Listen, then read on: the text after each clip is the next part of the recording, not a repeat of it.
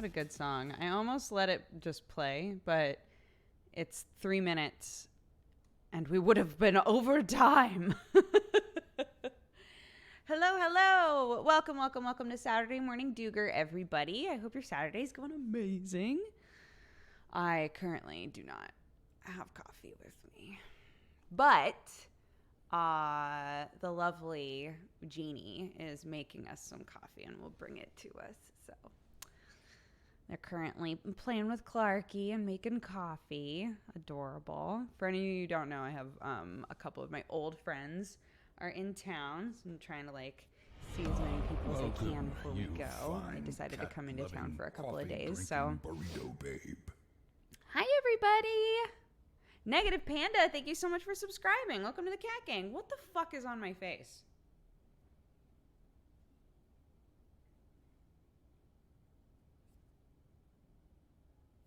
Oh my god. This is really weirding me out.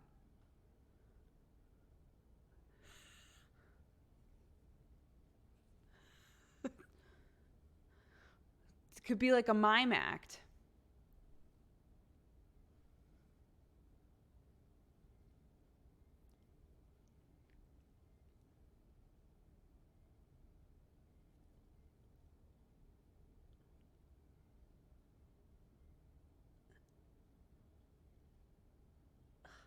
It always grabs the hairs.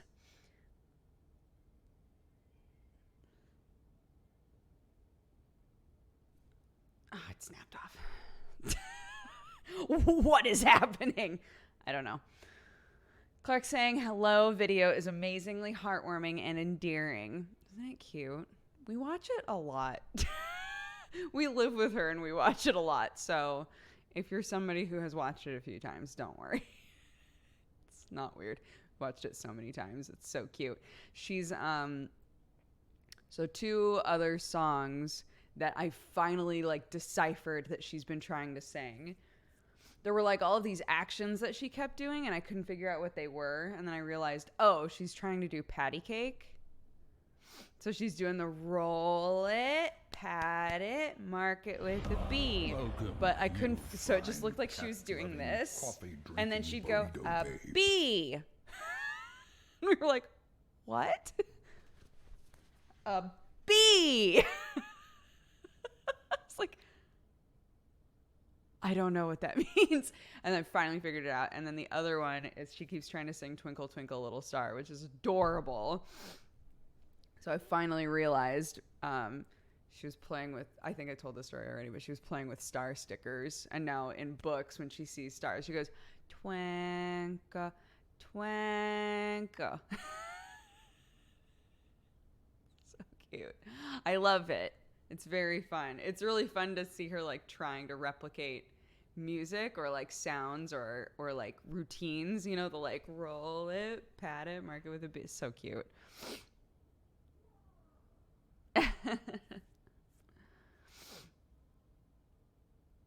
She's learning. We have the technology. We do. It's crazy. It's crazy. She grows so much. I know that's her one job is to grow, but fascinating. Fascinating. Kitty, do you want to say hi? Watson, you want to say hi? She's no, I would like to sleep. So leave me alone. Okay, we'll do. She's too efficient at her job. Pretty good. G-Mark, thank you so much for the 3 years. Happy anniversary. Thank you. Welcome, guys. I bought my cat one of those big cat castles. He never uses it. At least it's nice to look at. So my cats will only use cat trees that have the thick carpet fabric on them. A lot of those cat trees and cat towers, whatever you call them, have kind of a thinner velour thing going on them, the bigger ones. They will not use that. So yeah, we always have to go with legitimate carpet fabric. That's all that they want.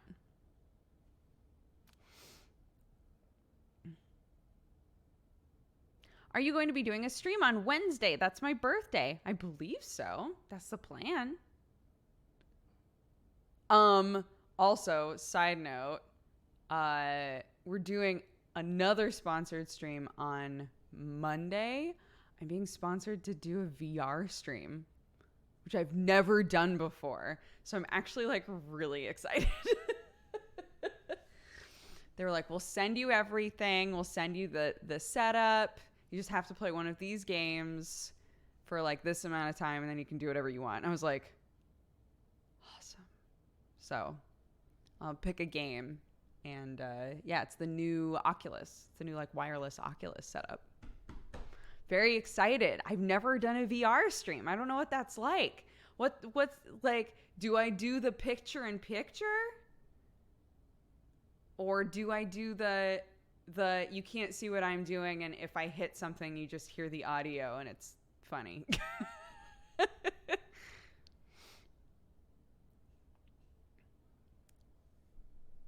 Based on watching Sam, you have to smash your knuckles on a table a few times. That's what I'm saying, right? Everybody that I know that has done VR streams at some point has fucking broke something while they've had a headset on and been like, ah! I have done VR before. I have done like Beat Saber, and I've done Coffee delivery. Oh my gosh, everybody say hi, Jeannie. Hello. This is Jeannie. She's one of my best friends in the whole wide world. I love her very much. Thank you so much. And she made me coffee, so like fuck. But yeah, I've done Beat Saber. I've done like the job simulator game, and I've done the underwater experience, the like deep sea experience thing. And that honestly, out of anything that I've done in VR, that fucking messed me up. The deep sea thing really messed me up because, you know, the first two levels are supposed to be really nice, and then the last one is supposed to be the one that's like creepy at first, right? Because it's dark. The second one is there's like a huge whale that shows up at one point, and I couldn't handle it. It like really freaked me out.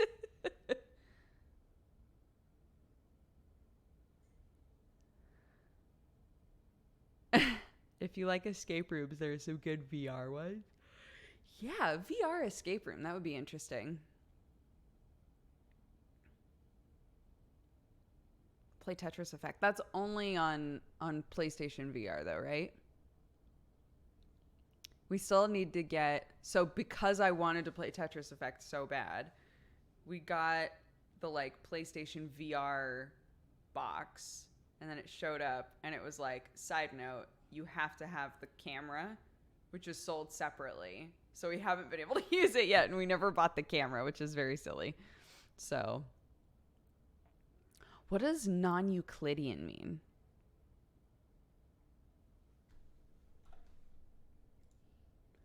Non-Euclidean.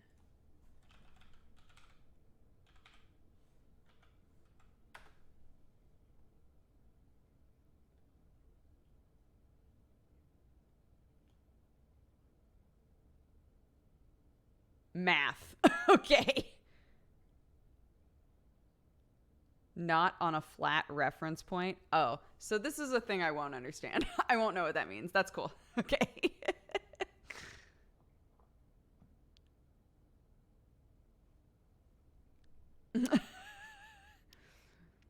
Totally. I'm big into non-Euclidean games as well.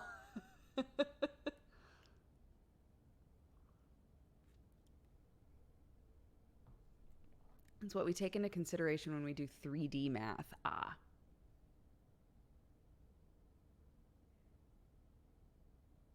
Hi, Alex. My friend just got the Oculus Go and loves playing it in his backyard. Yeah, wait. So this is the one that I have. Hold on. It just showed up. So maybe it's different than what I'm thinking. Oh, it's not the wireless one, actually. I don't think it's the wireless one.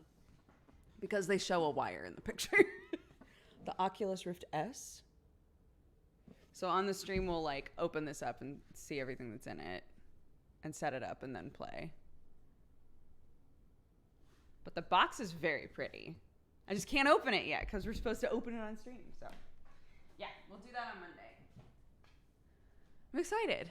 VR stream. I'm in a situation where why not?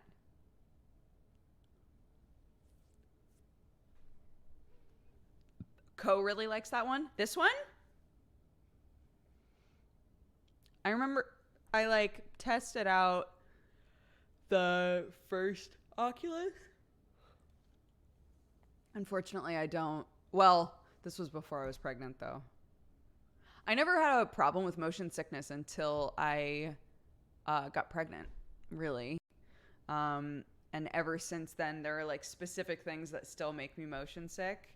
I was talking about it while we were playing Manifold Garden because there were things about, oh, it's a fucking spider web.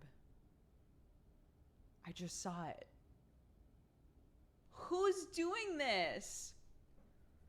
I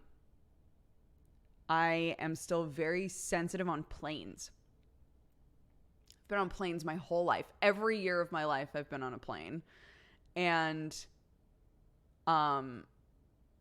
for whatever reason, after I got pregnant, I now get really nauseous on planes. At some point, I will get nauseous on a plane ride.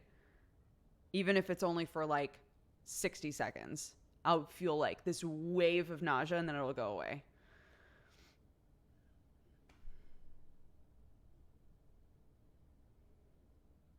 The only thing that makes me vom hard is small boats. I'm not on boats often enough to know if I might get seasick. The longest boat ride that I've been on, I was a child, like tiny child. And since then I've been on like speed boats. Like I was at a bachelorette party that was on a boat. But it was only for like a couple of hours. I guess I didn't get seasick then, so maybe that one's fine? Question mark. Oh, Sherlock's pooping. You're welcome.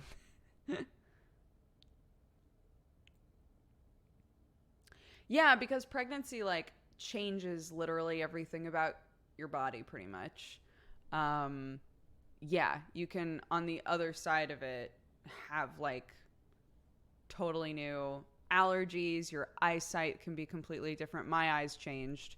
I was telling everybody after I finally got my eyes checked really recently, I used to be nearsighted, and now since being pregnant, one of my eyes is farsighted and one of my eyes is nearsighted. Yeah, it's just weird shit.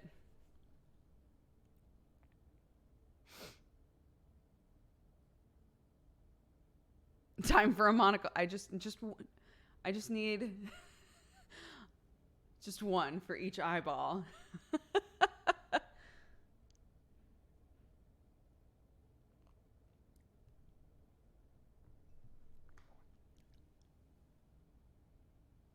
I come in and see both kitties. I know they're both here. They're both here. Kitty pies. Hi. Now you want to talk? What do you have to say? Anything? Oh, amazing. Really? That's so sweet. I didn't realize you felt that way. She's doing the like thing at me, which is very cute. It is. It's very cute. It means you trust me. I like that. I trust you too. I trust you too. I know you're not going to do anything weird.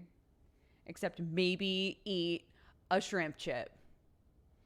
When we were streaming last night, I was like, I've got shrimp chips. And fucking Watson just jumped up and yoinked one. I was like...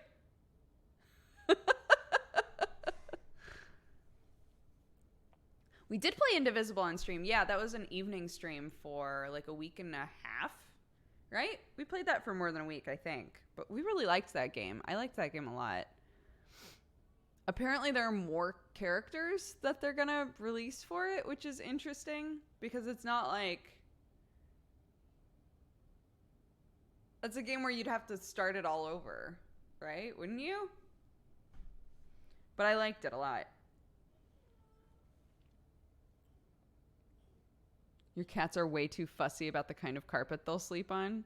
It's just carpet. It's just real ass carpet. They don't want this to be covered in like this. You know, they want the fluff. But it's just carpet. Who remembers Watson trying to eat cashews years ago? Oh, she didn't try to eat them. She did eat them. She just then could not digest them. And they were sitting in her belly. Huh. Do you remember that? She wouldn't touch people food for the longest time after that, which was delightful. The silver lining of a horrifying situation with this cat. It was almonds, yeah. It wasn't cashews.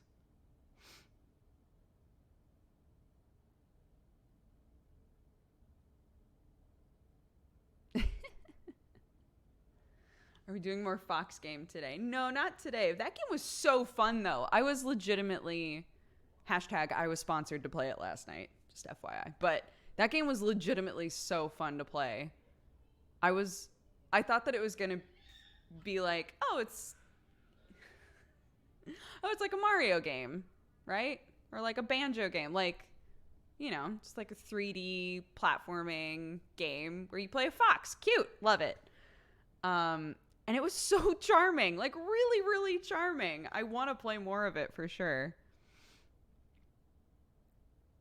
So cute. I didn't realize that it had come out before. So this is like the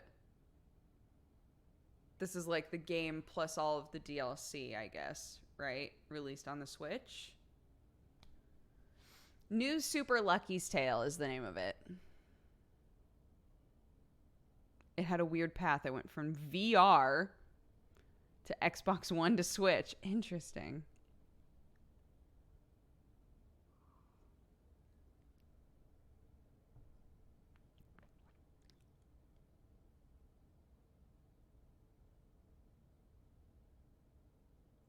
I was in the middle of the VOD when I saw you go live just now. It's adorbs. Is it on Switch? Yes. So that like version of it, people were saying it seemed to look better as well.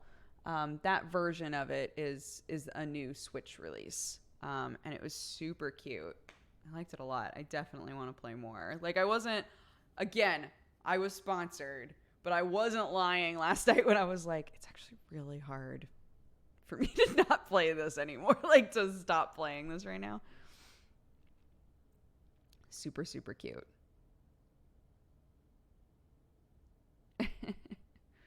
Did she need surgery? I forget. Yes. So she had surgery.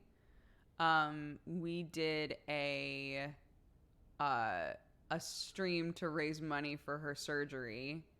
And then once we hit the amount that I needed, the extra, like any more that people gave during that stream, we gave to like a local cat rescue. So that was a cool thing. Another like nice thing that came out of a really scary situation. But yeah, it was literally, she was going around our house. I came home and there were little piles of like vomited up almonds all over the place. And I was like, what is this?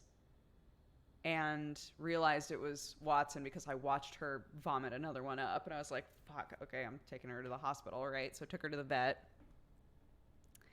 They scanned her and they were like, yeah, she's filled to the brim with something, but we can't tell what it is. And she obviously can't pass it. So we're going to take it out. And then they came in with 2 medicine bottles after her surgery. They came in with 2 medicine bottles full of almonds. And we're like, this is what she ate. Never seen anything like this. But she's fine now. It wasn't dangerous. I mean, like, it was dangerous. It needed to come out. But it wasn't a toxic thing. It was just nuts. is weird though, because she was a rescue kitty, and so she had like really,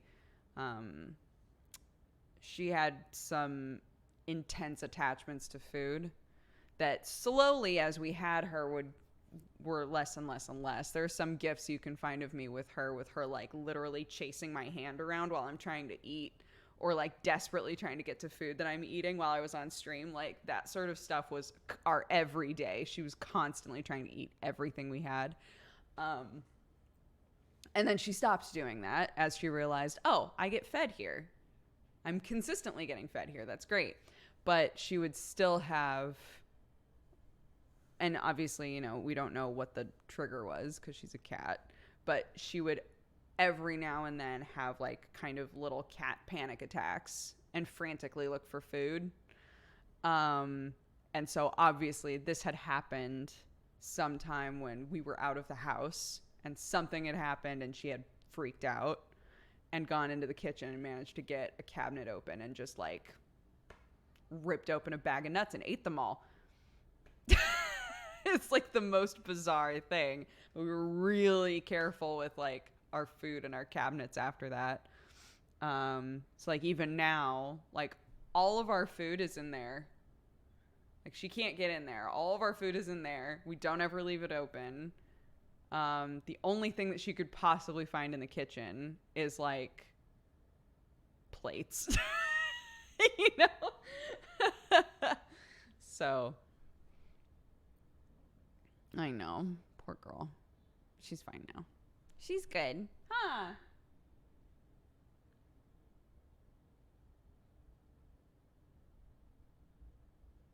She's embarrassed. Do you know I'm talking about you? It's just because I love you so much. That's all. She's like, I'm just thirsty, Mom. Jesus. Not everything has to be a big deal.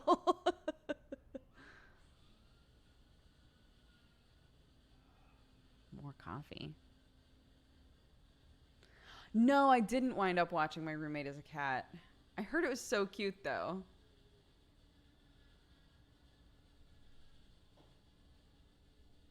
Oh, speaking of cats, today I learned that the cat from the meme with the woman screaming at the confused white cat is named Smudge, and he has an Instagram. Adorable. Love it.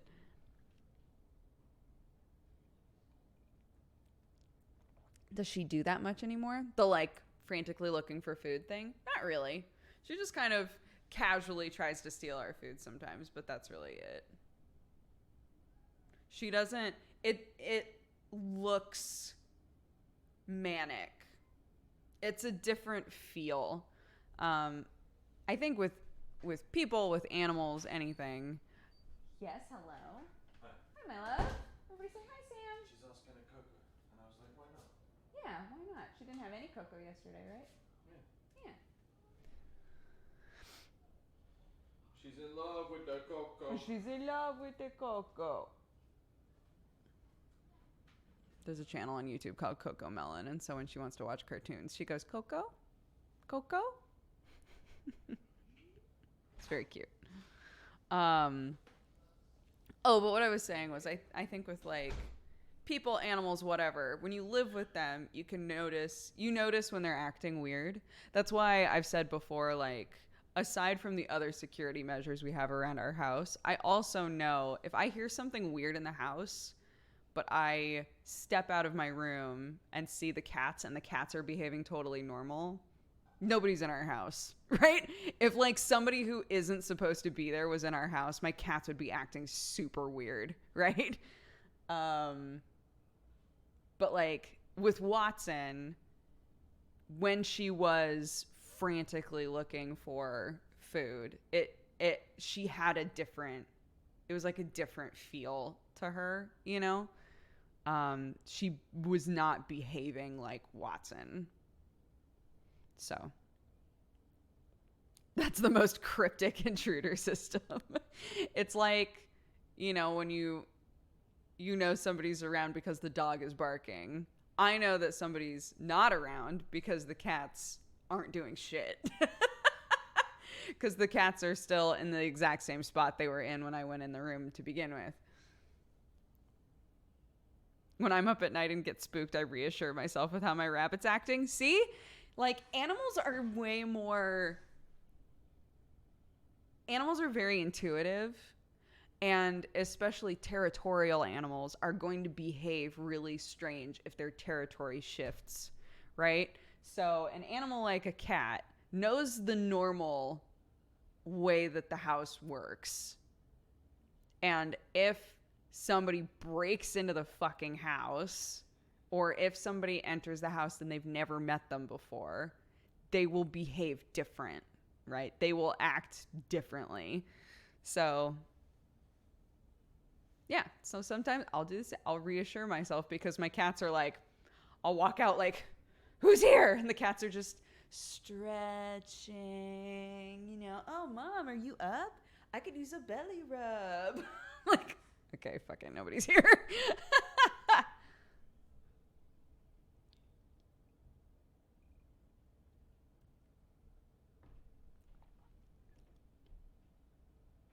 My cat panics whenever I have people over because they're not used to company. Watson has gotten so much better with people. Sherlock loves people because he knows that they'll pet him. Watson has gotten a lot better with people. But since we've had Clark, we've had more people over than we used to because Clark is so social and she loves people so much. And it also makes it easier on us because Clark will be like, new person, right? And the pressure is off of us to like figure out stuff for her to do because her attention is on other people. And typically if people are coming to our house, they were prepared to hang out with a baby. So it's great. It's great all around. But that means Watson has gotten super used to having people around, but she still, if she doesn't know you, will not hang out. Like, she will observe you for at least an hour, maybe two, before she's like, I guess you're right. I guess you're okay.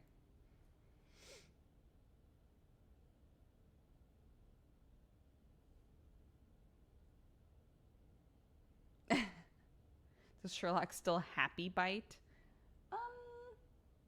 He's pretty good about not biting. It's only if you like key him up a little bit, you know? If you're like, oh, let's play. That's when he'll be like.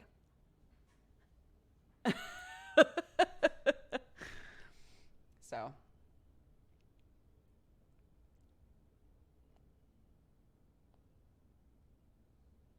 My cat happy bites, happy scratches, happy jumps.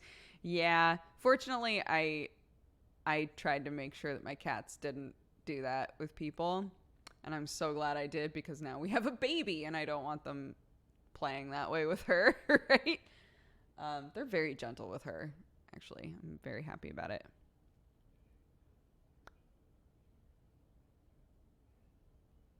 I do that with people too, right? It's smart. You never know. I haven't met you. How old are your cats? He's almost 10, I think, or is 10. And Watson is 5 or 6. What if Clark starts biting? Sometimes I'll jokingly bite her legs and she thinks it's so funny. And then I realized I probably shouldn't do this because then she'll start trying to bite us or other kids worse off. I've been following for years. Hi, Gio. My kitty is super friendly. She follows me around the house and is very vocal when she wants to get scritched. Yeah, I think sometimes people will be like, ugh, I hate cats because they don't care about you. I hate cats because they don't like, dogs come and meet you at the door when you get home. Cats don't do that. Sure they fucking do. It depends on the cat. This cat is at the door every time I come home. Every time I come home, this cat is like, hey, Mom, what's up? I missed you so much. What are we doing? You want to hang out? I'm actually kind of hungry. Could you feed me?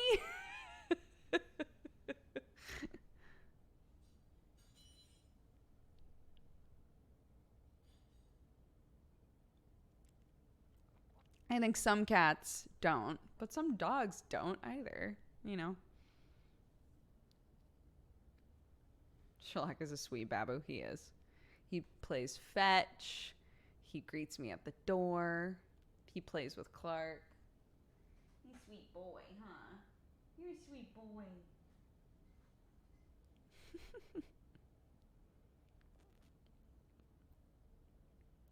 You're actually the person that made me a cat person. I followed you since I was like 12.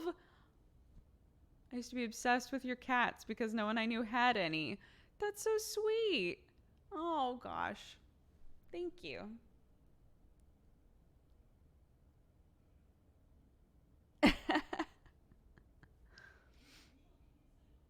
There's a cat in our neighborhood that every time we go for a walk with Clark, she's she's always at the same house. So she obviously like belongs to a specific house. But whenever we go for a walk with Clark, this cat will like peek out. Like, you guys going for a walk? What are you doing? And I've pet her before and she's super sweet. She's just like, hi. Okay, I'm done with you now. I'm going to go hide under this car. But it's been nice. I hope you have a great day.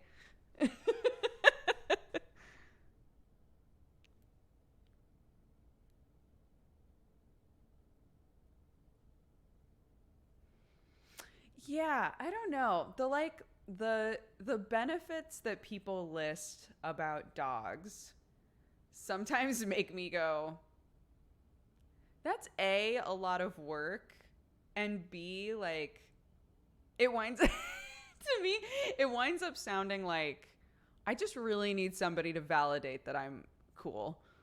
Right? It's like, I want a dog because I want the dog to, like, the dogs think that you're the most amazing person in the world and they want your attention all the time and they love you so much and, like, et cetera, et cetera, et cetera, right? And I'm always like, that sounds I already have a baby. That sounds exhausting to have a dog that's just like, I literally can't stop thinking about you. I love you so much. Where are you going? I'm going to howl the entire time you're gone because I miss you so much. Like, okay. But like for a lot of people, those are like the benefits of dogs. Like, they're obsessed with me. I love it. Like, I don't want that. I like this. This is like, I want to be near you. I enjoy your company. You are like an aspect of my world that I appreciate and enjoy. I want to be nearby. But I don't, I'm just doing my thing. But again, not all dogs are like that, right? The pitch is that cats don't give a shit about you and dogs are obsessed with you. And like, there are gradients, guys. You can get cats that are super affectionate. There's a reason people talk about cats that literally just sleep on their owners' heads, right? That just like won't leave their side. And there are dogs that are this, I just got engaged last night. Congratulations, Liz.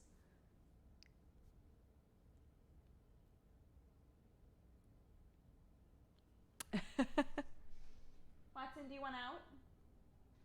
Okay. Speaking of, here, you want out? Here you go.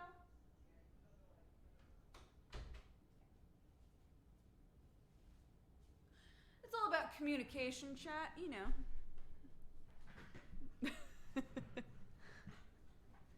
Free ha! I did it. She's gone. She's out.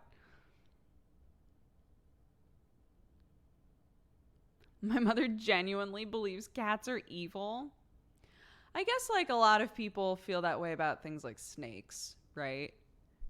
It's still very odd to a lot of people to interact with snakes, and even odder to like own a snake, right? To have a snake as a pet.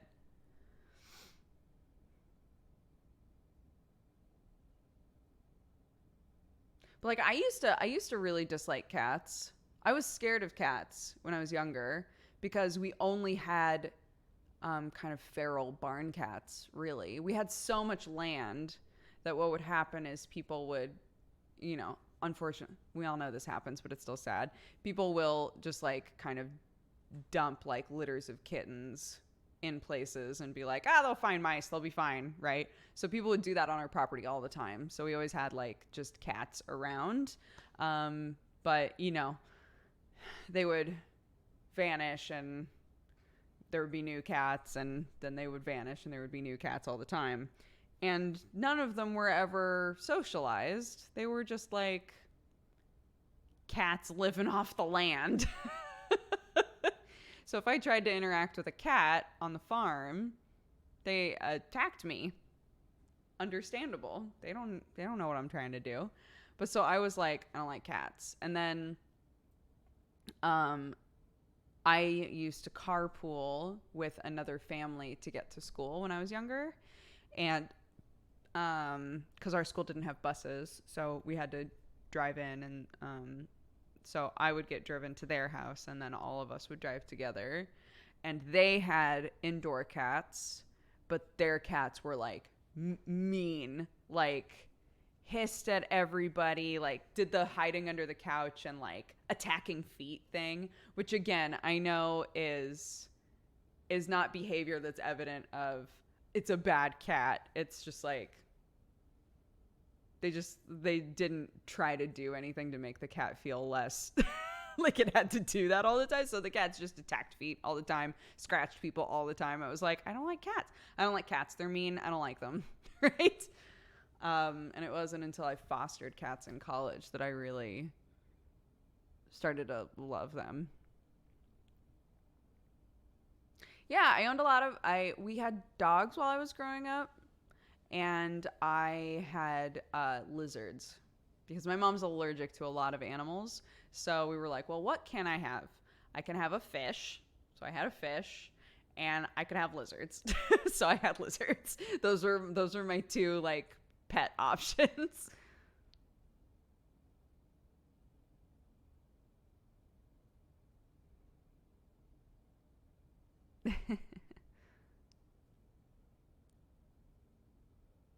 What about pet rats? I had pet rats in college, but I did not have them while I was home because they're stinky. They're stinky, and my mom didn't want stinky pets in the house, which makes sense. But every time I visited home, I did bring them with me, and my mom would be like, just leave the window open.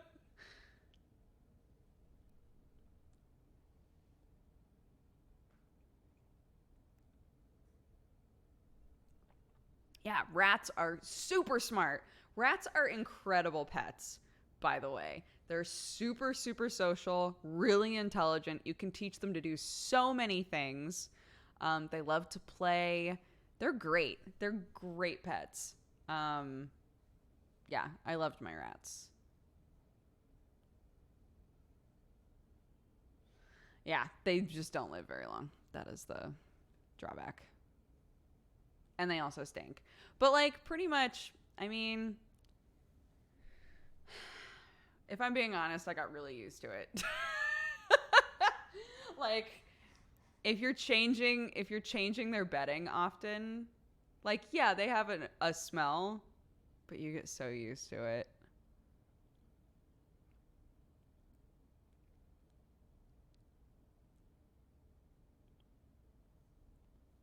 I've never had a pet, but for some reason I've always wanted a praying mantis. That's interesting. Like that specifically, I like it. How does rat funk compared to ferret funk? They're similar. Ferrets are more, I would say. I think ferrets have a stronger like odor, but they are very similar vein, yeah.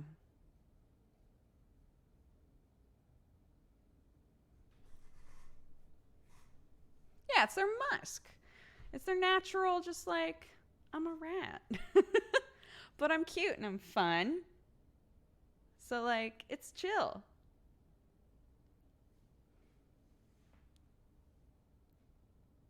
Yeah, I don't mind the smell of rats or ferrets. Welcome, you Spent a decent amount of time with ferrets, and I don't mind their smell at all. Babe. Iron Griffin, thank you very much for subscribing. Welcome to the Cat Gang. Thank you, thank you.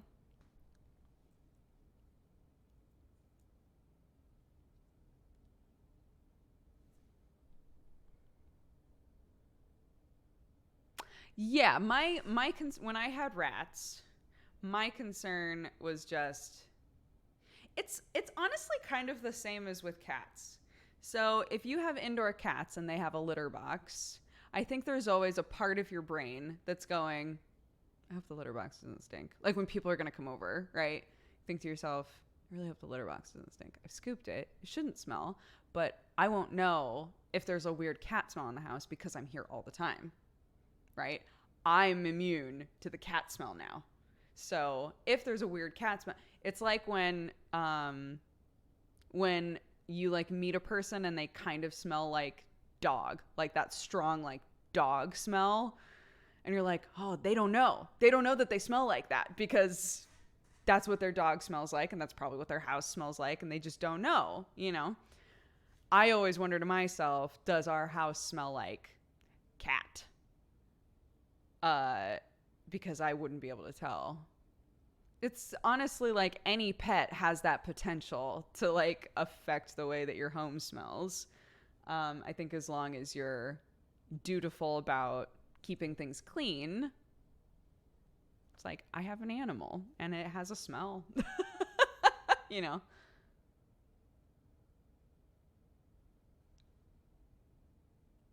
Not really. Danny confirming my house doesn't always smell like cat. Your house smelled like nothing? I don't know if that's worse. But I'm glad. Actually, no, that's definitely not worse. I'm glad that my house doesn't smell like anything.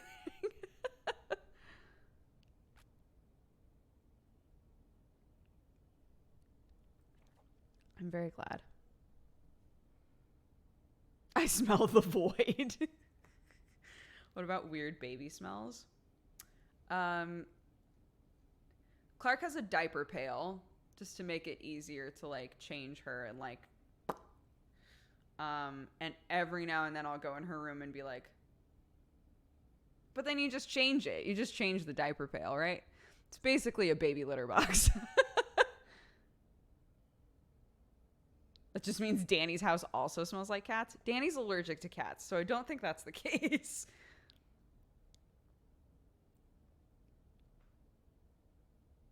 When you smell the abyss smells back. I don't know why this shit is so funny. Do you have a pet? Nothing. Fuck. I got an air purifier recently. It's changed my life. I think that I would like to have something like that. I don't know why I'm talking like a robot that has to think about the next part of the sentence. So in the place that we're moving into in England, I think that we're probably going to get an air purifier for the guest room. It's really difficult because my mom is allergic to so many things. I don't want her to come visit and then we're all like shocked that she's allergic to something that's growing around us or that's in the house or whatever, right?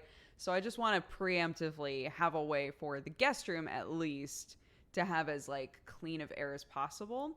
When you look up air purifiers though, it's actually really hard to tell which ones are good because a lot of them have really conflicting reviews. And I don't know what the reviews are always based on, right?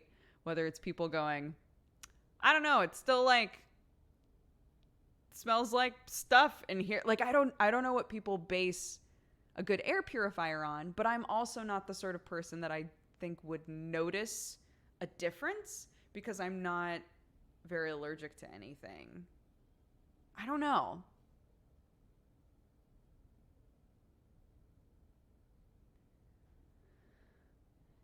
They turn into a straight up mold machine. I got extremely sick because I forgot to change it. Ooh. Okay, interesting. Do you know anyone who's allergic to cats but still owns cats because they love them? Aaron Umatani owns a cat and is allergic to cats. Yeah. I definitely know people who do that. Who are just like, cats are just great and I'd like a cat. I'm not allergic enough to them that it'll ruin my life, but I will have to take allergy pills. It's fine. I just really like cats. You basically treat it like birth control. It's just, this is a thing that I have to take every day. And it's like an optional thing. I don't have to take it, but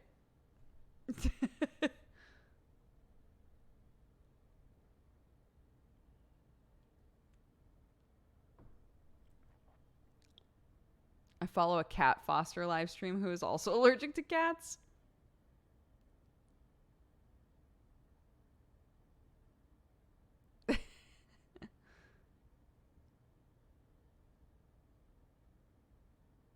You don't have to take it, but there are consequences if you don't. That's kind of where I was going with it. And then I realized that maybe somebody would be like, this is weird. But it was already weird the second it came out of my mouth. So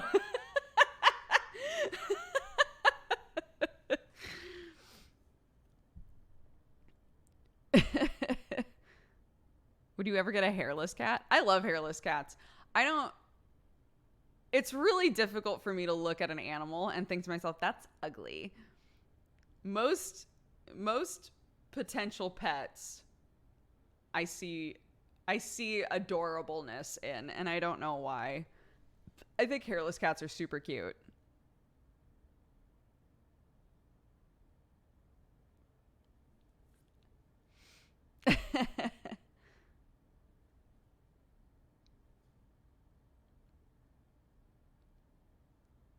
Yeah, well, like Clark.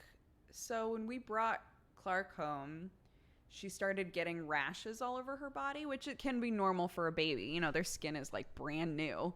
It's out in the world doing its thing. So she had a rash, and we weren't sure what it was. And like Dr. John and our own pediatrician and everybody was like, that looks like a totally normal baby rash. Like it'll work its way through her system. It's totally fine. But at first when it was popping up, Sam and I were both like, fuck, what if she's allergic to cats? What are we going to do? Right? Like,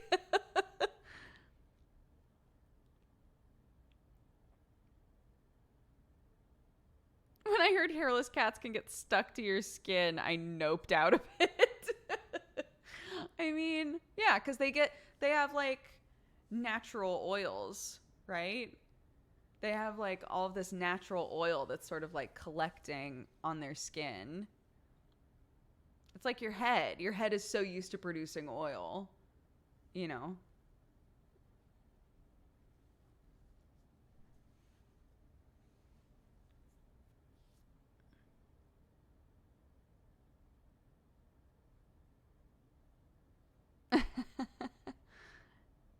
But you get to make them wear clothes like cute sweaters.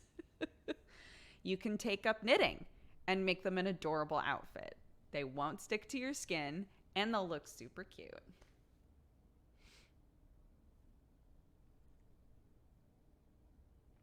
Russian forest cats are recommended for people with cat allergies. They're as big as Watson, less allergy causing. I got a friend whose kid is very allergic, but loves cats. Oh, I was reading a thing. Isn't it interesting? There's like so much conflicting information about dogs, right? You can look up lists of these are dogs that are better for people with dog allergies. And then, but there are some people that believe it's all hokum. Like there's no such thing as a dog that's better for allergies or not.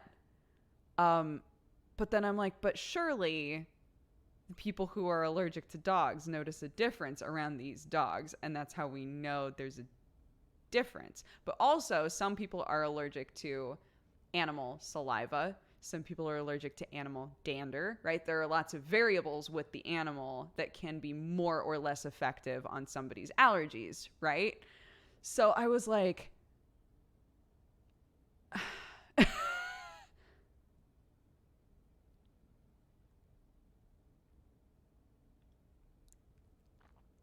it's just interesting.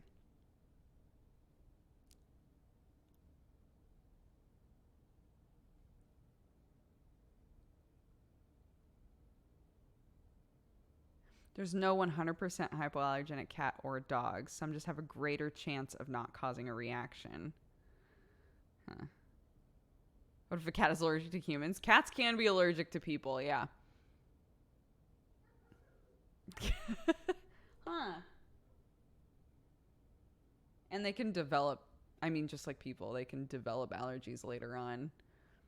Which is why when Watson started having her like little breakouts, and I was like, I don't know what she could possibly be allergic to. Like, she's not allowed outside anymore, but she's still getting these breakouts. Everyone was like, she's probably allergic to people.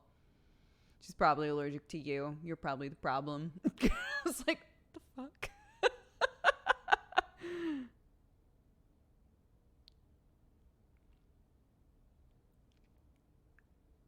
I'm also allergic to people.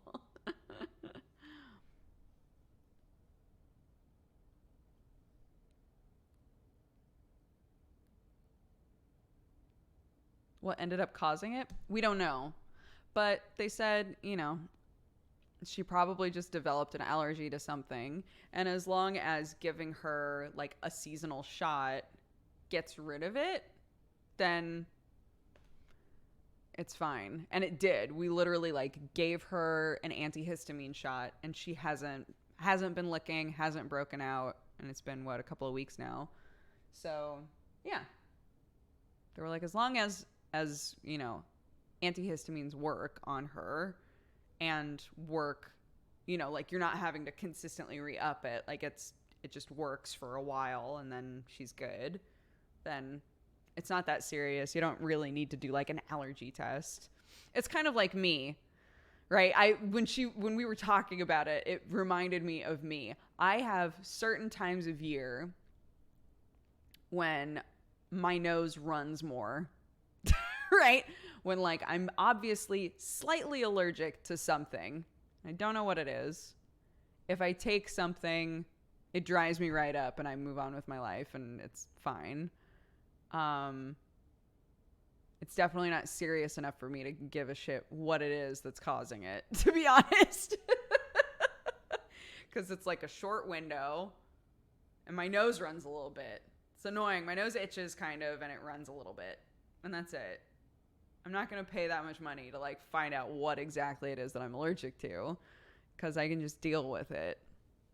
They were like, you know, it's going to cost a lot to do an allergy test on Watson. But if we can literally just give her antihistamines and she's fine, then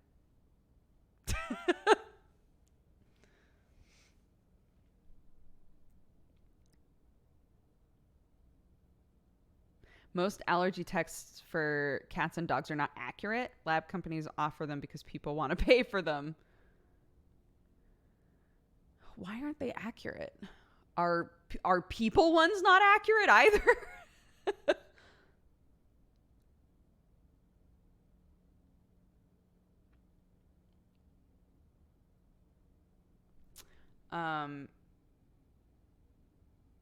We've been trying to figure out, it seems like maybe there are some things that Sam eats that will exacerbate his migraines. And we're not sure what it is. But he was really upset because the last time that he had a headache and it got like really bad, he had eaten some chocolate and he was like, it's not the chocolate. I've been eating chocolate my whole life. It's not chocolate. I was like, okay.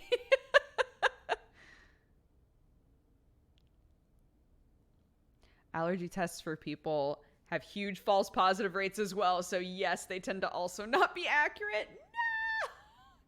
That's so weird. I wonder why that happens. Hi, Watson. She's very upset you sent her out. She was literally standing at the door like, hey, let me out. What do you want for breakfast or? Oh, I'm good. You don't want nothing? No, I'm okay. Okay. Everyone else is getting something? Okay. I ate something with Clarky, so I'm all right. Sure? Yeah. All right. I'm good. If I'm hungry, I'll have leftovers. It's fine.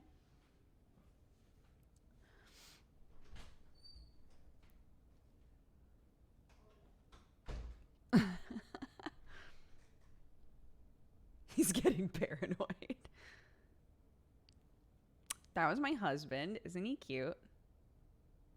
You guys basically never see his face on this stream, which is hilarious.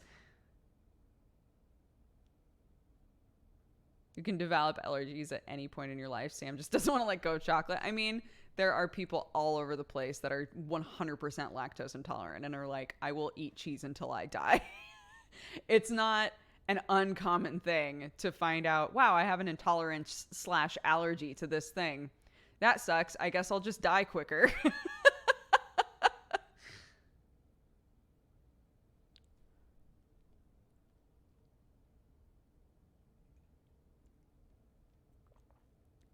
The new strip and emote should just be the neck down.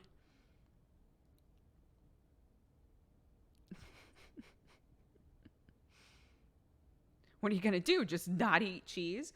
I don't mind like cashew cheese, almond cheese, like all of the alternative cheeses. I don't mind those at all. I don't mind alternative milks. I don't mind alternative cheeses, any of that. But ease of use and cost effectiveness, normal ass cheese is always easier and cheaper, unfortunately. So I try to just like, either I occasionally make something with normal cheese in it, or I just try to make things where the cheese is optional, right? So I'll make things where I think to myself, Sam would love to have cheese in this. Like chili. We can make chili, and I'll just put a shit ton of like raw onion in mine because that's how I like my chili. I don't need cheese in chili. But Sam wants lots of cheese in his chili, right? So it works out that way where I'm like, this is how I take mine, and that's how you take yours. And you can have the cheese, and I don't need it.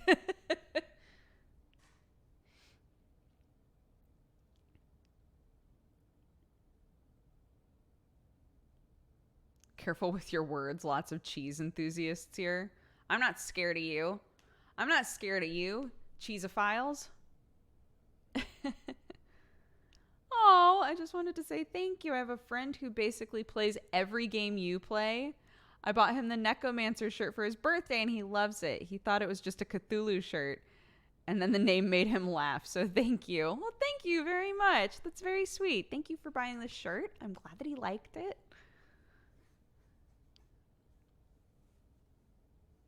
I've never heard of cheese and chili. Really? Oh my gosh. Everybody here puts cheese in their chili. I'm from Wisconsin. There's more cheese in my fridge than any other type of food. Yeah. I mean, pretty much anybody in Tillamook, Oregon would be like, if I don't eat dairy, what am I eating? I love chili because you can do so many things with it. I love, for the same reasons I love chili and I love curry, right? There's so many different types of curry. There's so many different types of chili. You can do so much with them.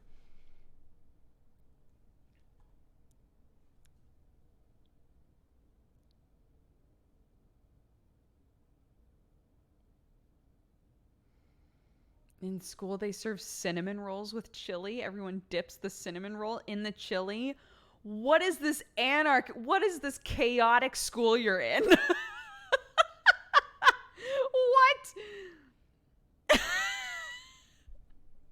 I mean, maybe it's fine. Maybe it's good. I don't know, but that sounds crazy.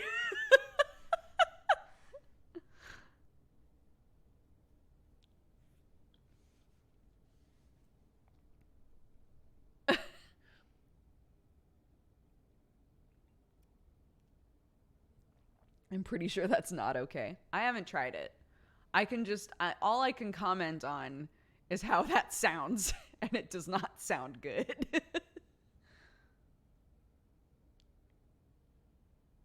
It's literally the first thing I heard coming into the stream. I'm so sorry.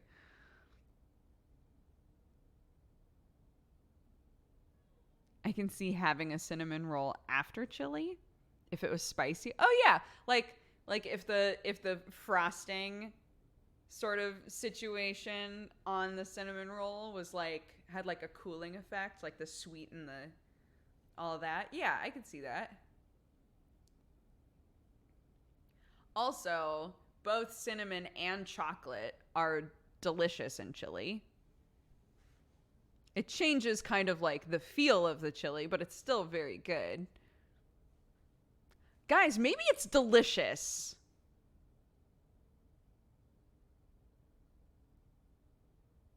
I'm going to make some chili and cinnamon rolls. Next time we do a food stream, I'm going to be like, welcome, idiots. We're going to make some cinnamon rolls and some chili, and then we're going to eat them at the same time. And anybody who wasn't here for this stream is going to be like, ew.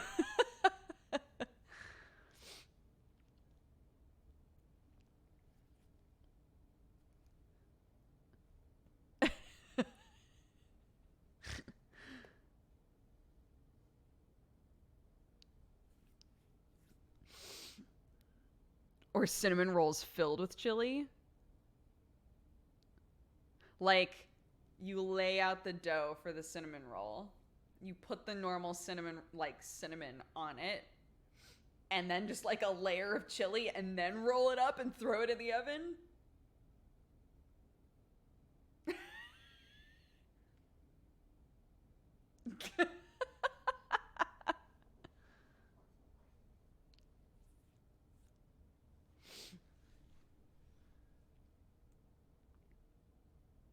Yeah, I mean, there's a version of chili that I make that has cocoa powder in it.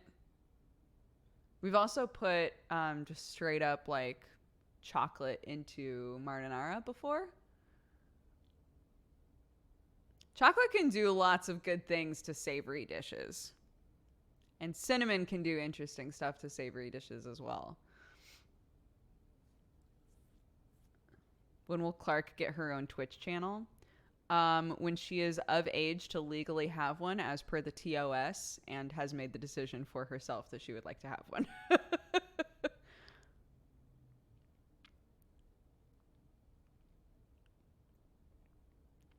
Your Hello Hello song with Clark has made my day so much better. Aw. If you ever get into the songs for toddlers business, please do. There are a lot of channels that already do that. We've talked before, though, about how I would love to, like, try to make some kind of a kids, like, Twitch channel. I don't know how that would go, though. Like, reading books, singing songs, like that kind of a thing. Film it live, like, do it live in the mornings and then rerun it again in the evenings for, like, different time zones, like that kind of an idea. I think it would be cute.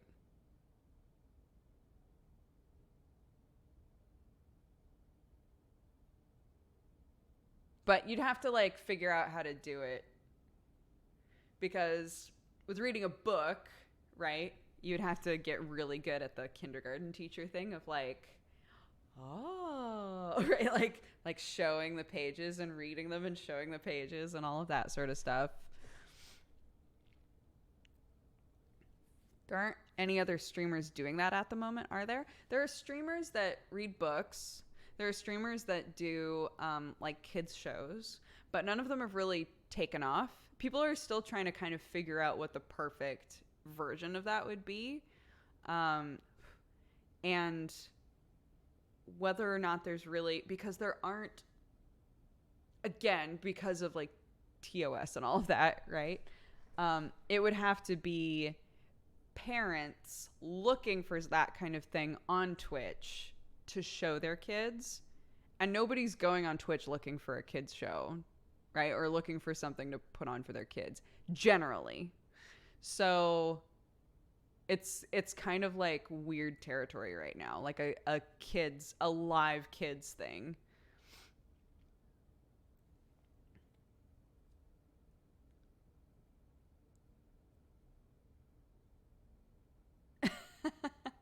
So I don't know.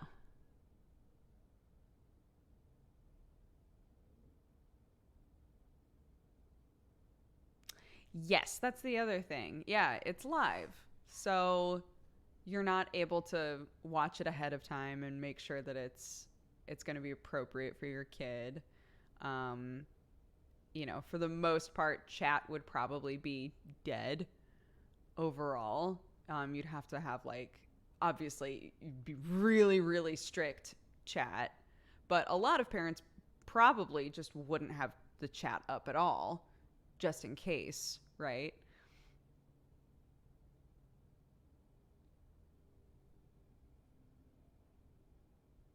Yeah, the German grandma is Marmalade Noma.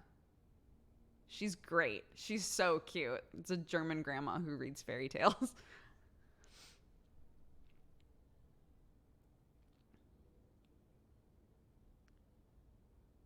But how would it do in comparison to YouTube? Some of those channels do incredible. So what really works for the YouTube channels, you'll notice all of them do this, is they do all of the like normal songs that kids are already going to recognize, right? Every single kids channel has a version of Baby Shark. They all have a version of Finger Family. They all have a version of like all of the normal songs, right?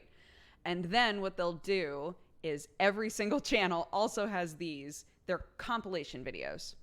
So it'll say in the corner like 60 minutes, right? It'll have a bright thumbnail with 60 minutes in the corner. And that way a parent can say, okay, I'm going to put this on, and I know that when it's done, they've had 60 minutes of screen time. Or if I put this on, I'll have 60 minutes to like get shit done around the house while my kid is watching stuff, right? And you don't have to like, every time a video is over, make sure that they have something else to watch, or make sure that it's not, you know, auto going to a video you don't want. It's a compilation of the exact same channel. You can't do that on Twitch, really. I mean, you could like set it up so that it constantly runs VODs, but like that's not really what Twitch is for either, you know? So it's really just a whole different animal. Does Clark watch a lot of YouTube Kids? She watches maybe like, either she doesn't watch it at all, or she watches maybe like an hour. She has like we have like specific channels that we really like for her. A lot of the stuff on Super Simple Songs is learning based. They have lots of really good songs about colors and numbers. Coco Melon is a really good channel for like behavioral stuff. They have lots of songs that are about like, you know, how you behave with your family, and, you know, how you behave with other kids and that sort of stuff. So we like that channel a lot for her. So we try to curate what she's watching based on, you know, what is she learning from this? So yeah, she has like specific things that she'll watch.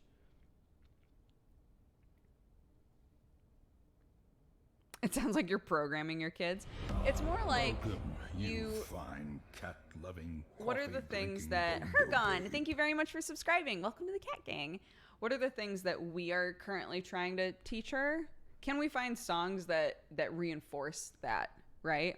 She loves numbers. She's obsessed with numbers. Cool. What are really simple number songs that we can put on for her? You know, that's gonna just reinforce the numbers. She's currently really currently learning colors.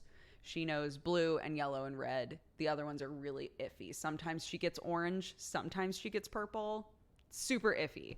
But that means that color songs are really fun for her, right? So like we are encouraging color knowledge, but also can we show her songs that are about colors, right? The Coco Melon ones, when I say like they're very behavioral, there'll be songs about like saying sorry, saying please. They have songs about recycling. They have songs about, you know, like, you know, like your mommy and your daddy and whatever. You know, just songs that, songs about the potty, just about being a kid, right?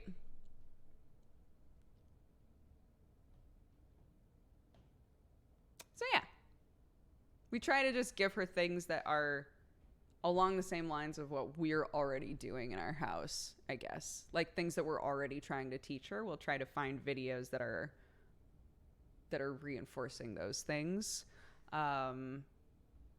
And then she loves Peppa, so she watches Peppa, and I don't think Peppa teaches her shit. Peppa doesn't teach her anything, but it's fun and it's colorful and she likes it. So sometimes that's like the top ramen of her TV diet is Peppa. She doesn't get anything nutritious out of it. She doesn't learn anything from it, really. But, you know, it makes her happy, so she watches that sometimes. Get roasted, Peppa. Peppa is the top ramen of children's TV. I said it.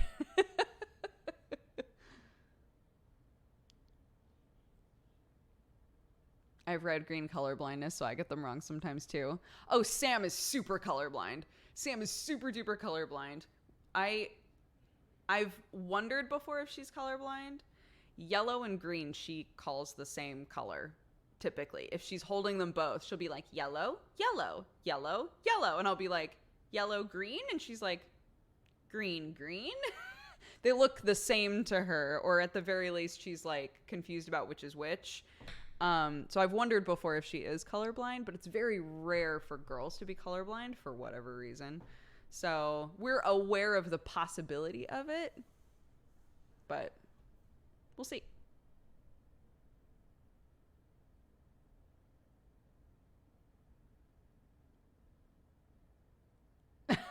Yeah, she probably will not be the person that you would ask, which wire do I cut to disarm the bomb? It's probably not going to be her life.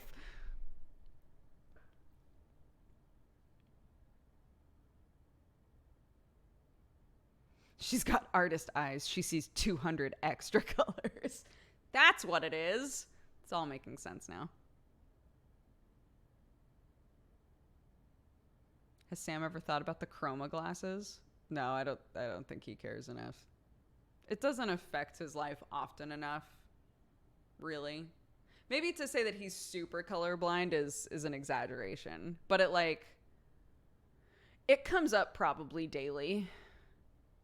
Like looking at a couple of things and being like, I'm not sure what color that is, right?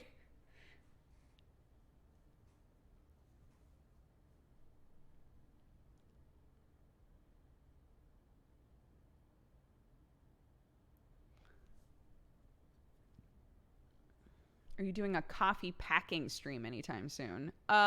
Probably not. The coffee is packed in Florida and we're moving to England like in a month.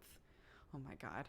We're moving to England in like a month. So there isn't really an opportunity for me to go to Florida and be involved in any of that anytime soon.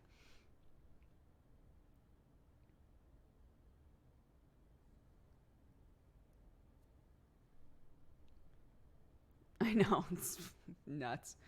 A month.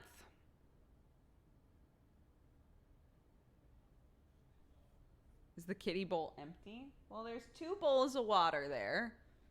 One of them is still full, it looks like. So, Night for Light, happy 1 year. Happy anniversary. Thank you so much. Yeah. Yep, we're moving to England. Before you ask, here, let me give you the... Before everybody launches into the questions I've already answered. We don't know what's going to happen to our stream schedule. We've already talked about it quite a bit. We're not sure what's going to wind up happening. We don't know how long we're going to live there. It might be permanent. It might not be. We're not really thinking about it right now. I'm completing the rest of the visa process in England. I've been approved to do that. And what else? Yes, we have a place to live. We're already renting it.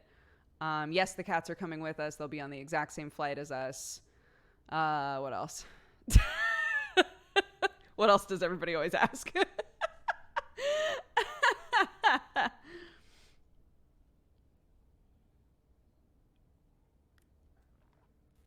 Renting isn't purchasing an option. We cannot afford a house. No way. So we're renting a place currently.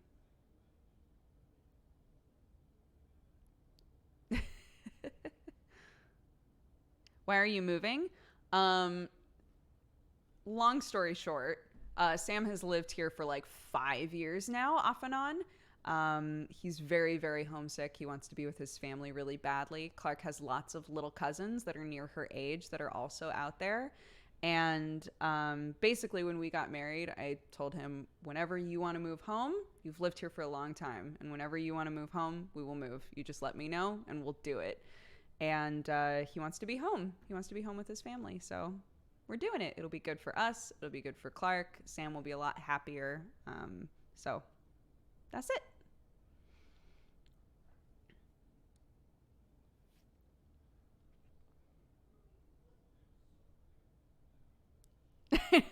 It gets less wholesome every time I say it, just because I try to shorten it. But yeah, won't you miss your family? Of course I will.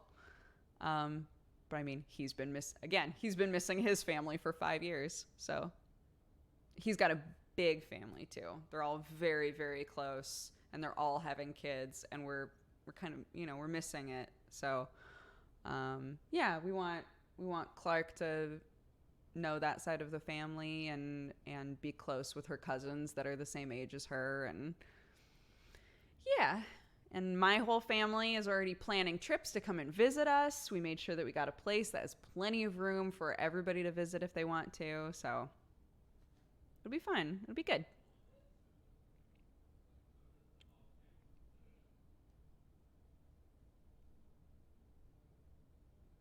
Have you got an agreement the other way around if you get homesick of America? No, because he's been here for a really long time. I'm down for a new adventure. I've been living away from home for 15 years. So I still feel very close with my family. I talk with them all the time. I love them dearly. I will continue to call them all the time and talk to them all the time after we've moved. But I'm not as worried about homesickness. I think that with any move to any other country, even going like to different places in the same country, there can be culture shock. I think that I'll definitely experience culture shock the way that Sam did when he moved here. And they say normally that takes 1 to 2 years to get over, right? To feel acclimated. It might take me a long time, but I'm also going into a situation that's way better than the situation Sam came into, which was he came here and kind of vaguely knew the people he was going to work with while he was on the visa. And he and I knew each other pretty well and had started like kind of dating a little bit, right? For me, I'm moving there with a husband and a baby and a huge family that I adore. And friends. I know people in England. I have friends in England. I have, Sam's whole family that is now my family. So I know that I have a strong support base there that I'm going into.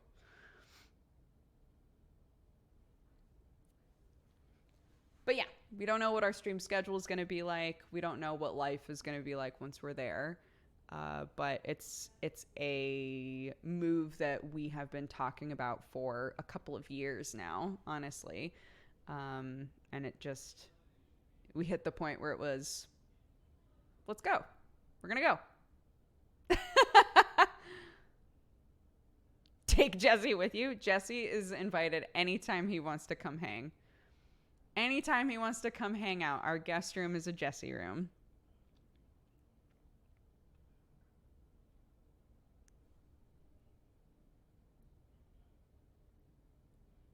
Oh yeah, of course. I mean, kids pick up the accent of their peers more than anything, right? So I'm literally going to be like the only American around her.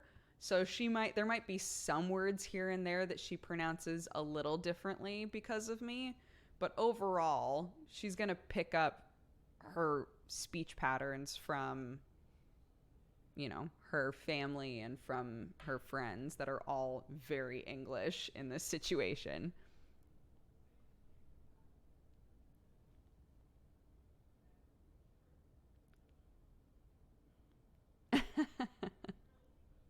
Well, I think Jesse's talked about it a little bit, but Jesse and I are working on a project right now. So we have reason to talk to each other all the time, which is great. I love having a reason to talk to, and then David and Aaron, I talk to them all the time, not only because they're my friends, but also because of the coffee business. Basically, I'm getting in cahoots with all of the people that I love so that I have reason to talk to them all the time, and it's fine.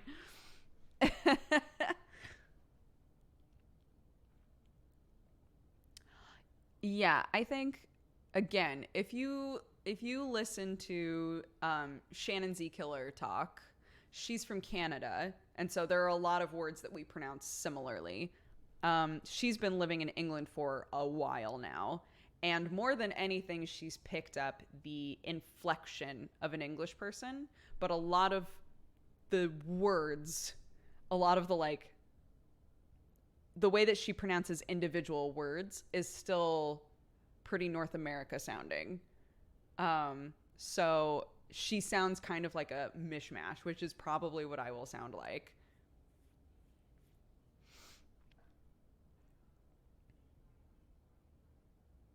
Maybe you'll get an accent that sounds fun. Yeah, maybe.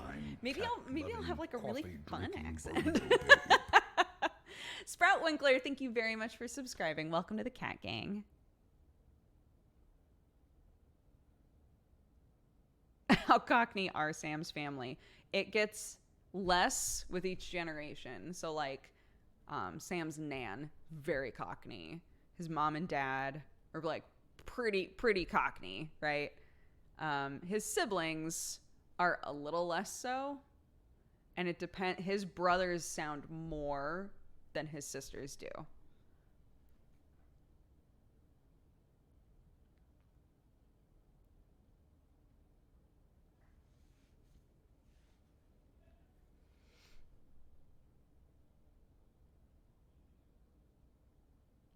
Dodger with a UK-ish accent makes me think of a disgusted TV. Just like, what is this?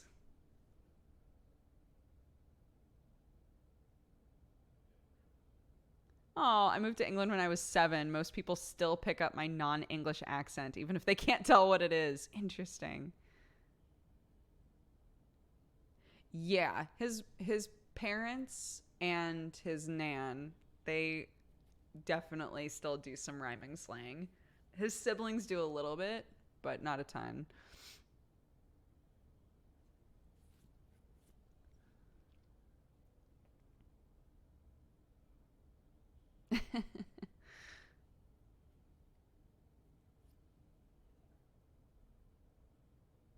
I use it at work. Everyone is like, what did you just say? It's fun. It is fun. It's one of those things that my brain had to acclimate to, right? Like I can listen to everyone talk and understand what's going on now. But I remember the first time I hung out with them and I literally couldn't understand a fucking word that Ollie said, Sam's brother. He would talk and I'd be like, I don't know what's going on. But I was talking with Sam and he was saying one of the reasons that his accent changed so drastically being here is because English people talk much faster than Americans do. And it's really difficult for Americans to understand an English accent that isn't like the Queen's English, right? That isn't like a more posh accent.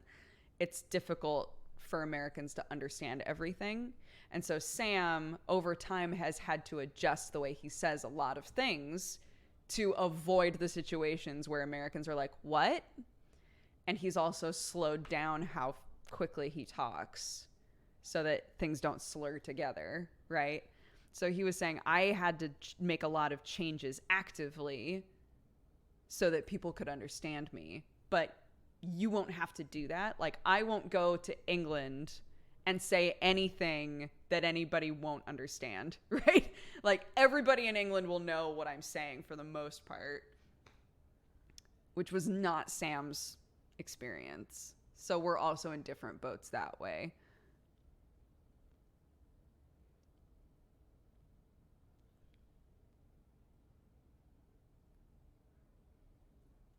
I have to do the same thing as Sam. Yeah, whenever Sam talks about this, everybody who's like an expat, like anybody from UK that's moved here is like, oh my God, preach. I've had to adjust everything about the way I talk.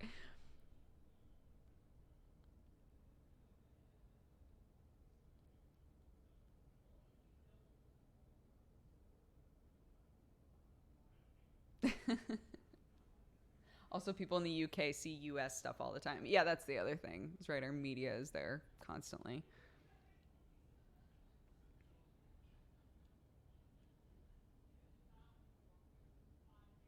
How long does it take Sam to revert?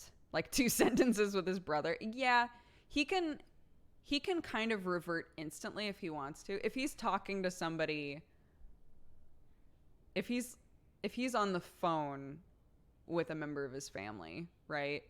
It happens almost instantaneously. Yeah, he can like think about it. If he's thinking about it, he can adjust it.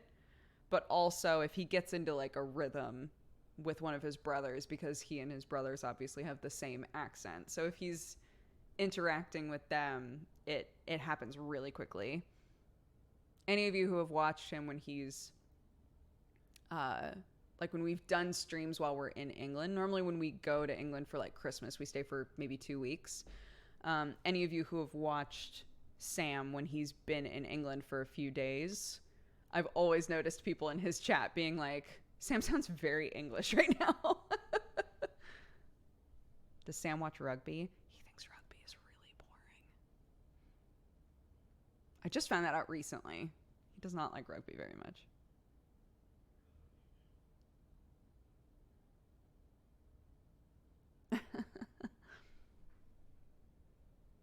Oh, Alex, I found somewhere to watch UK TV shows. It's made my homesickness so much worse.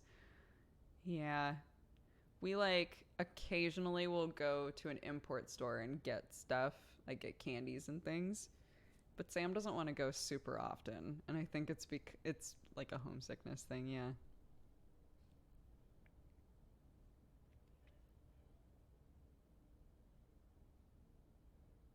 I'm sure this was asked a million times before, but when are you officially moving? I'm kind of out of the loop. Beginning of December. So literally in like a month we move. So we're rapidly going through shit in the house, rapidly getting rid of stuff. The goal is to have the big things and then like 10 to 15 boxes, and that's it. And ship that. Are you selling the house? We don't own this house. So, hi, Ruby. We don't own this house.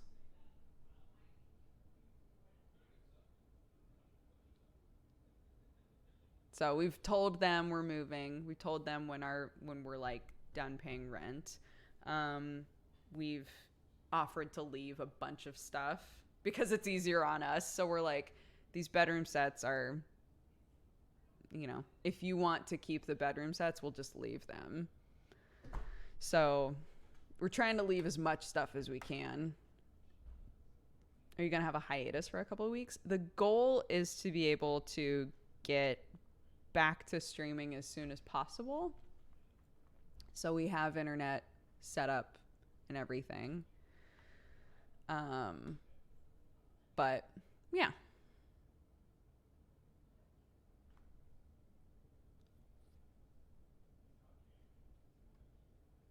Also, if you feel like I'm ignoring your question, it's probably because I already answered it earlier in the stream. So I'm sorry if any of you were like, why won't she answer this? I've asked it 4 times. It's because I've already answered it.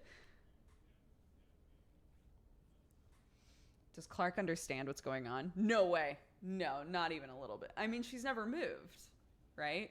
There's nothing that we're doing is associated with something she's experienced before. So she's just like, cool, they're boxes. Boxes are fun. That's cool. We went through her entire bedroom. So now anything that we want to take with us, but she's not old enough to fit into yet, is already in a box, right? And she was having a blast. She was putting stuff in the box for me, throwing stuff out, sorting through her books. It was great. She was like, I don't know what we're doing, but this is fun.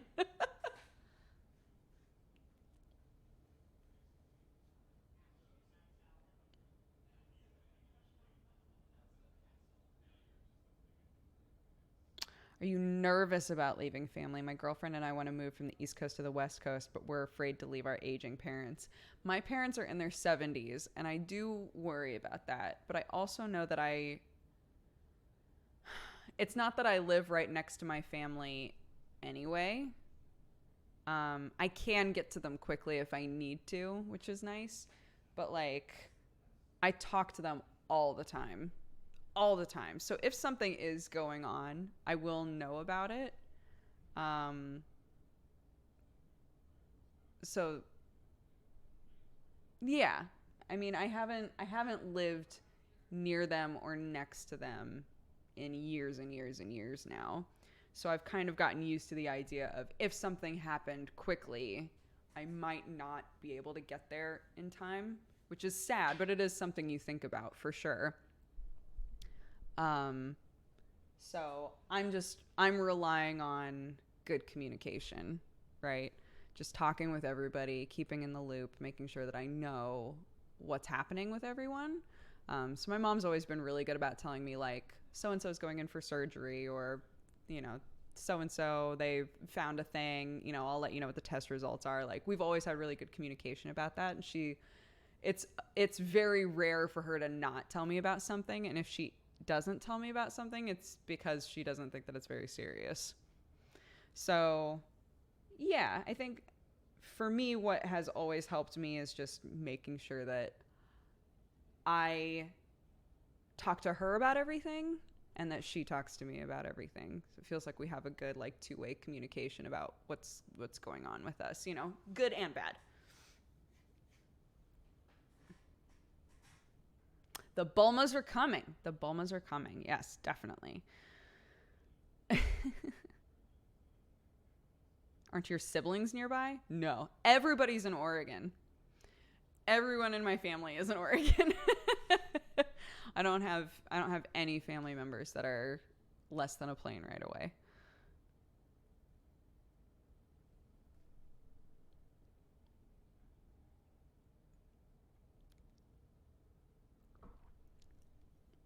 That's true. I do also have siblings. Yeah. I meant in case something happened to your parents, your siblings are nearby. Yes, I understand now. Sorry.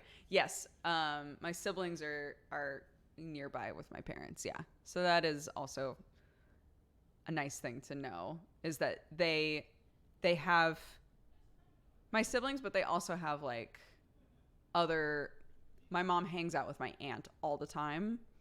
My dad's sister, they're like besties. They hang out and do stuff all the time. I know that there are people that they interact with often enough that people are like checking in on them, you know.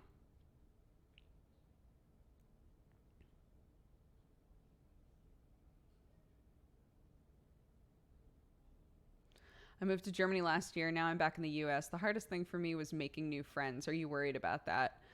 Yeah, of course. Again, I'm moving into a situation where I have tons of family that I already know. But I will 100% experience culture shock. And a big part of culture shock is like people interaction, right? There are going to be things that I do that are obnoxious to English people. And probably vice versa, right? Like when I'm trying to make friends, people are going to do things that I don't.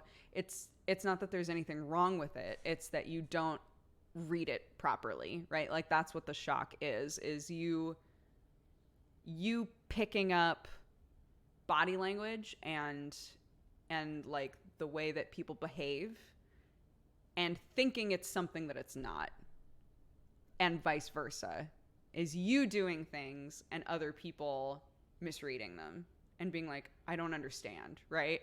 I'm I'm confused where we're miscommunicating. And that's what makes, you know, meeting new people so hard. Even moving to LA people are totally different from Oregonians. So meeting people in LA was a little strange at first. And I know going to England, it's going to be weird trying to meet people that aren't in the family and like establish like an actual connection with any of them. But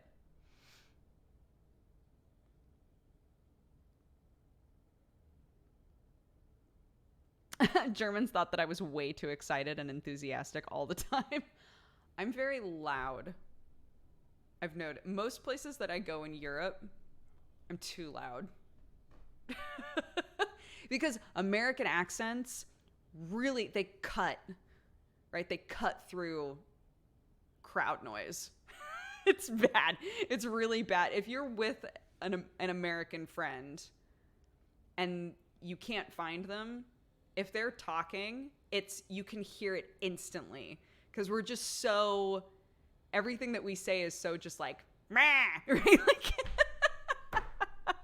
so I've had to realize that I have to, if I want to blend, if I don't give a shit, then I don't give a shit. But if I do want to like not stand out, I have to talk softer than I do naturally. I have to be like a gentler person. And I'm not a very gentle person in terms of like how I express myself.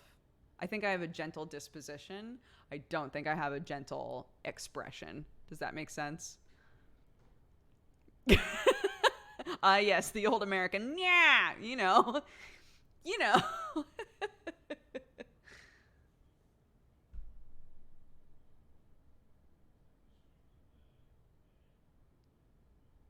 I love that about the US because I'm mildly deaf and people just seem to be louder here. Yeah, we are loud. I'm glad that you appreciate that about us. I wouldn't call you subtle, right? I'm not. I'm not a subtle person. People can always tell when I'm upset about shit. Even if I'm trying to like, I'm fine. People can always tell if I'm upset about shit. They can always tell when I'm really excited about shit. I'm not subtle. Definitely not. Which I think works is like a benefit for me in a lot of ways. Like I don't think that it's a bad thing about myself. I can appreciate that about myself, you know. I've tried to be better about acknowledging things about myself that I used to like really dislike and looking at them more positively.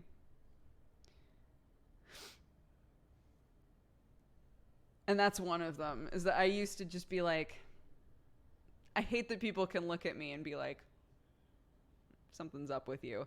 I used to hate that. And now it's honestly kind of nice because I'm also in this, I've talked about this on stream a lot, but I'm also trying to be better about being upfront ahead of time about how I'm feeling about things, like specifically with my husband, right? But like just in general to say like, I don't like that.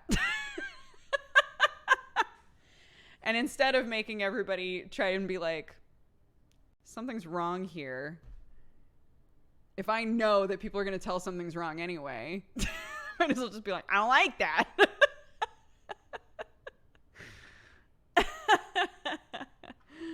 I don't like it.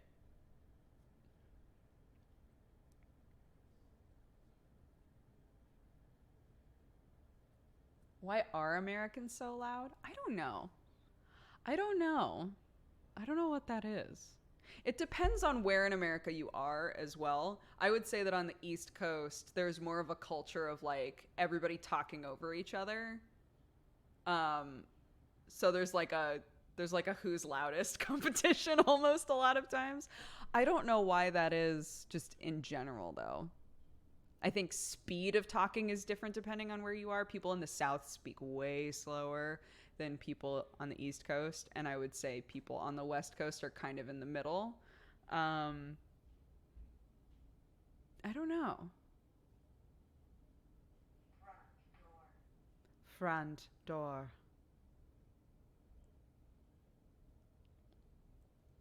I find it hard to push myself to open up emotionally. I usually just stew on it. That's been a huge issue for me. And it you know what has helped me a lot is what I was just saying. Everybody can tell when I'm upset. So I try to look at it from the perspective of, say, we'll use my husband as an example. I try to look at it from the perspective of my husband. So I'm interacting with him and he does something and he can tell I'm annoyed. I'm making him do fucking mental gymnastics to figure out what it is that upset me. Right? Why put him through that? Instead, I can just be like, don't do that. I don't like that. Right? I try to look at it from the perspective of the people in my life that I really care about. I don't want them to be anxious, wondering what they did wrong. I want them to know what it is that upset me, even if it's silly and little. Hello, my love. Hey, what up? Not much. What are you looking for? Oh. Syrup. Syrup.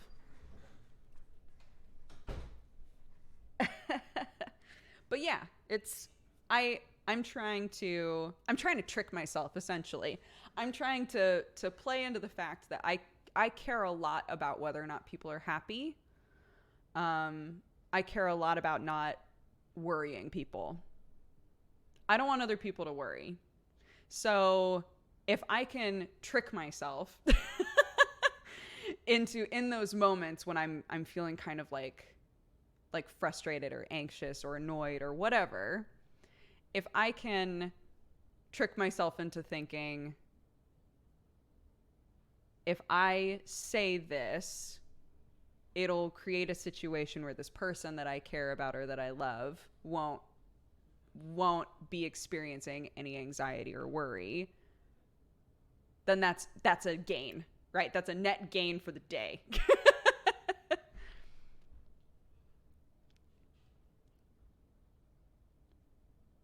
So yeah, but it's going to be different for everybody, right? That's just what works for me. It's kind of like with phone calls. The thing that has helped me with phone calls, like making the phone call, is tricking myself into being excited about being done with the phone call. Right? I can say, man, I really need to call the vet, say. I really need to call the vet. Not only for the benefit of, like, I want my cat to get checked out, but also, like, it's going to take like a second and then it's done. And I can celebrate that the call is done, right? And I'm not having to think about it anymore. It's just over. The call's over. So I now make phone calls that I'm avoiding with the expectation of when the call is over, I get that relief feeling of, oh, the call's done. I did it. Yes. I did it. I made the call, right? Trying to focus on like whatever the positive aspect is of this thing that I'm bad at. That's what I try to do. Hi, Arnar.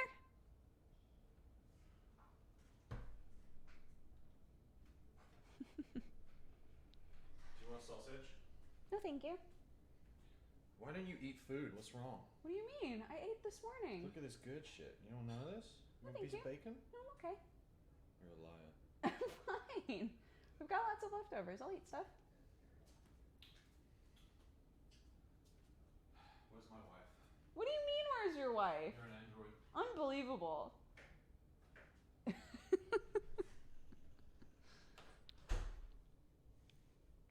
Provisions, my lady.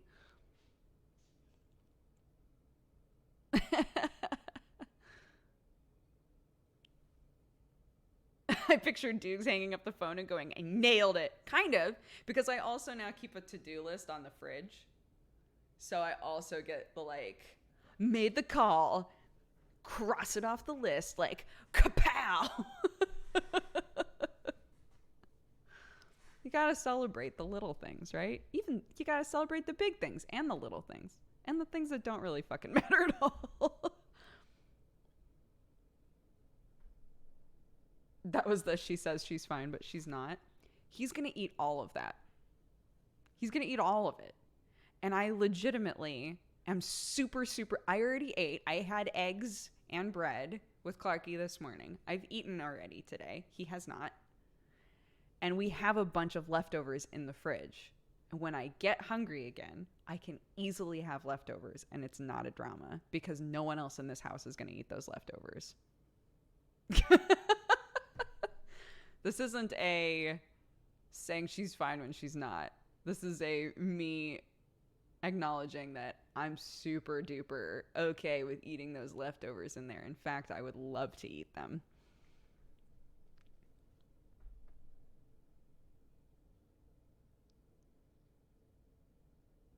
Also celebrate the funny failures. Yo, if there's anything that I've learned from Dungeons and Dragons, I know this is a weird like veer. If there's anything I've learned from like tabletop games in general, it's that a failure is okay.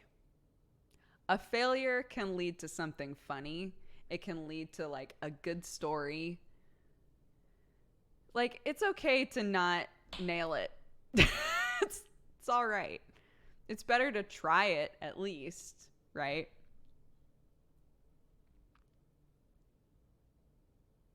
What's up with a husband's not eating leftovers? Mine doesn't either. He doesn't think about it. He's fine with eating them.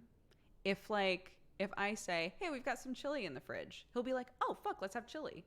Oh, there's leftover pasta. Oh, shit, we should just have leftover pasta, right? But he's not going to think of it. And I don't want to be the guy that's like, hey, by the way, there's leftovers in there. I'll eat them. I don't care. I have issues with D&D. I can't save scum. Yeah.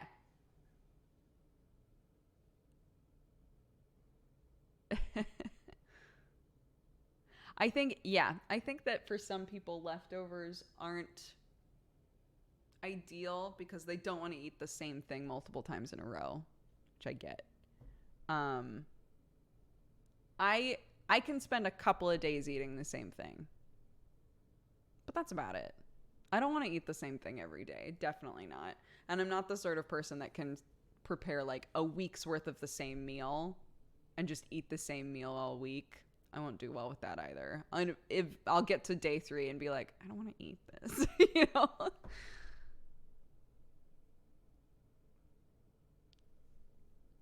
I don't like reheated food. That's fair. That's also very fair.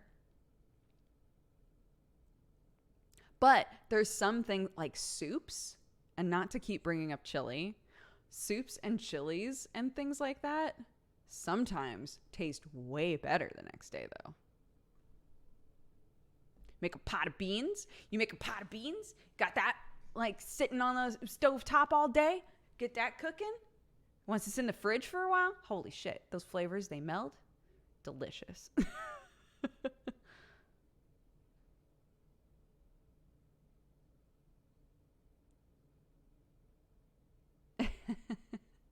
Lasagna the day after. Sometimes reheated food is all right. It depends on how you're trying to reheat it, I think. Like, I think pizza is the best example of that. Everybody has their own way that they want to reheat pizza. I don't bother. I just eat it cold. But I acknowledge that there are lots of different methods for reheating pizza, all of which are valid. Like, I don't want to reheat the top necessarily. I just want to re-crisp up the bottom and just like warm it through a little bit. Cool. I'm going to throw the whole thing in the air fryer. Great. Right? Like there's so many methods. Cold is the correct method. I love cold pizza. Cold pizza is my fave. Big fan.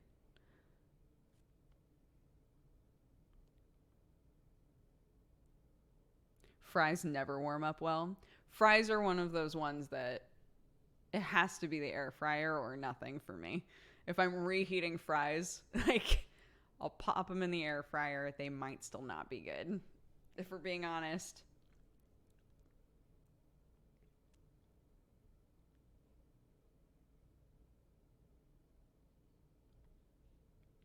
Unpopular opinion, any leftover pizza is bad. Oof. That is a spicy take. Just eat all of your fries. You've never ordered food from a place that gives you enough fries for a family and is like, this is one serving. You're welcome. You're like, they're very good fries, but I can't eat them all.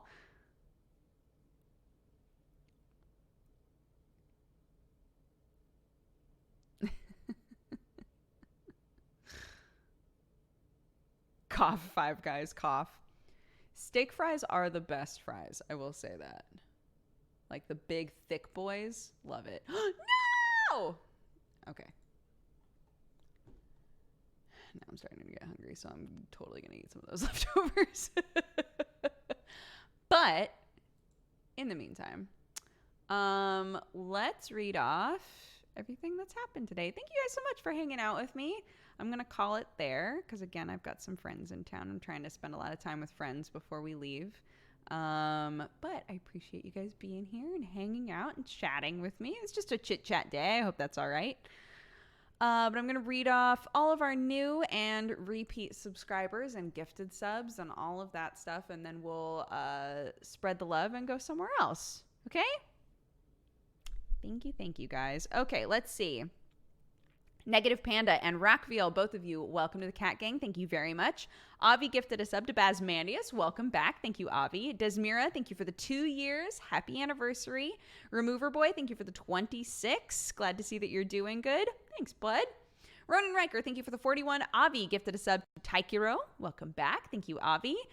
Zed Nonsan, thank you so much for the 2. Iron Griffin, thank you for subscribing. Welcome to the Cat Gang. Arajan, thank you for the 14. Eddie YMGC, thank you very much for the 4 months. Cyber Gray for the 39. Empty Juice Box for the 14. Bitter Kitten for the 4. Jimmy Wetzel! Jimis was here. I didn't notice. Aw, Jimmy, thank you for the 8. Hirgon, thank you very much for subscribing. Legacy Nova and Minas Morgul, both of you, welcome to the Cat Gang as well. Thank you guys very much. PSW 2008, thank you for the 3. Night for Light, thank you again for the 1 year. Happy anniversary, bud. Guild Chatter, thank you for the biddies. Emberinth, thank you for the 7. Sprout Winkler, thank you very much for subscribing. Welcome to the Cat Gang. Avi also gifted a sub to Ruby. Welcome back, Ruby. Dip Top, thank you for the 33. Chris Wager, thank you for the 63. Fancy Text for the 2 years. Happy anniversary. Thank you. Ever, thank you for the biddies. Emerald Soul for the 16. Some call me Casey for the 60. Happy 5 years, Casey. Happy anniversary. Thank you for the 5 years, bud. And Koa, thank you for the 21. Strixaluco, thank you very much for subscribing. Welcome to the Cat Gang. Outraging Cat, thank you for the 23. Arnar gifted a sub to Miana. Miana, it was your 2 years. Happy anniversary. Thank you, Arnar. Pope Spite, thank you for the 9. Happy Twitch Baby. Caution Spider for the 7. And Michael L8, thank you for the 59, almost 60. And Dorlugas, thank you right now for the 33 months. Thank you, guys. I just got here. I'm sorry. Okay. Let's see. Front door. What do we got going on here? So many people streaming right now. Oh, my goodness. Let's see. Oh, Phil! We haven't said hi to Phil in a while. Filthy Turtle is a lovely member of the community. He does really amazing pixel art stuff. He shows up in here and says hi all the time. So it looks like he's just starting his stream maybe. So go say hi, spread some love. Take care of yourselves. I'll see you guys tomorrow night. Okay? Bye-bye, everybody.